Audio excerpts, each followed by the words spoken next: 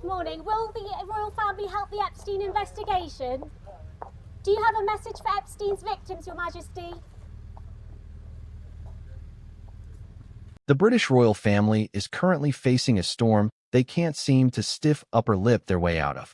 On Wednesday, February 4th, Queen Camilla stepped out for what should have been a safe engagement, a visit to a London school to mark the National Year of Reading. But as she stepped out of her chauffeured car, the atmosphere shifted. "Good morning, Your Majesty. Will the royal family help the Epstein investigation? Do you have a message for Epstein's victims, Your Majesty?" Camilla's response: silence, a smirk, and a quick trot into the building. Today, we're breaking down why this 10-second interaction is sending shockwaves through the UK. Why has Buckingham Palace failed to prepare a standard response for these inevitable questions? And how does Camilla's icy silence compare to Prince Edward's recent, and frankly embarrassing, comments on the same topic? Stick around, because the court of public opinion is in session and the verdict is brutal. Let's look at the facts. Queen Camilla was at Christ Church Primary School to celebrate literacy. This is her new lane, safe, soft, and unproblematic. But as Kaiser over at Celibici pointed out, this pivot to safer subjects feels strategic. For 2 decades, Camilla has branded herself as an advocate for survivors of domestic violence and sexual assault. She's visited crisis centers. She's held summits. She has literally made the violence against women space her signature cause. So, when a reporter asks about the victims of a global sex trafficking ring, a ring her own brother-in-law, Prince Andrew, was intimately connected to, the silence isn't just protocol. To many, it looks like hypocrisy. The public reaction has been swift. Commenters are asking, if you are an ambassador for survivors, how can you remain silent about your own family members' predator associations? There is no middle ground here. You are either an advocate for survivors, or you are a protector of the institution. Camilla's smirk suggests she chose the latter. Now, we have to talk about Prince Edward. Just days before this, the Duke of Edinburgh was cornered with similar questions. His response was widely panned as vague and embarrassing. He essentially questioned who the victims were and gave a derisive, half-hearted defense of the family's privacy. It was a car crash. But here's the debate. Which is worse? Edward's word salad that showed a total lack of empathy, or Camilla's smirking silence? The critics are divided. Some say Edward at least tried to speak, even if he failed miserably.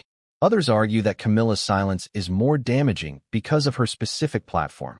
If you build a brand on protecting women, you don't get to turn your back when the victims are inconvenient to your family's reputation.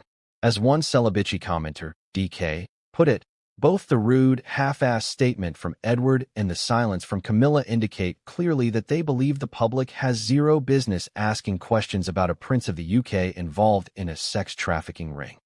This isn't a surprise question. The Epstein-Andrew scandal is arguably the biggest royal scandal of the century.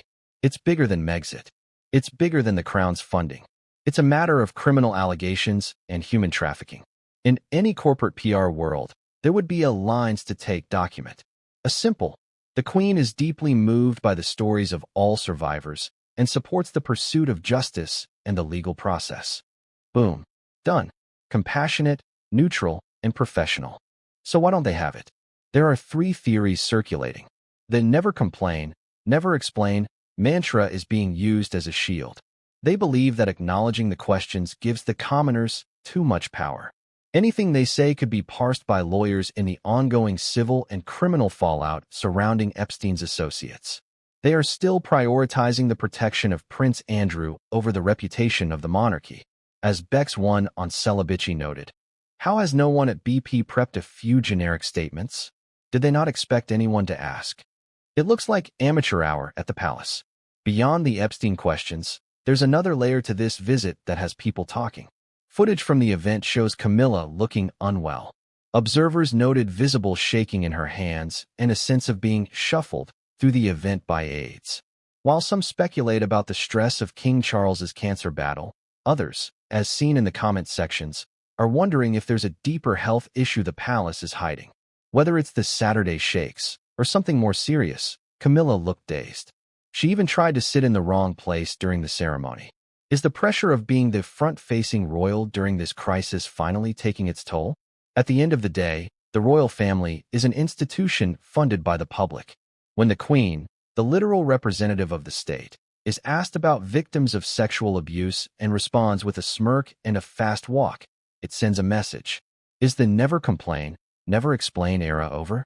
In the age of social media and global accountability, dignified silence can look a lot like complicit silence. What do you think? Was Camilla right to stay silent to avoid a he said, she said headline? Or is her silence a betrayal of the very survivors she claims to represent? And what is going on with the PR team at Buckingham Palace? Don't forget to like this video and subscribe for more royal insights. Until next time, stay regal and stay curious.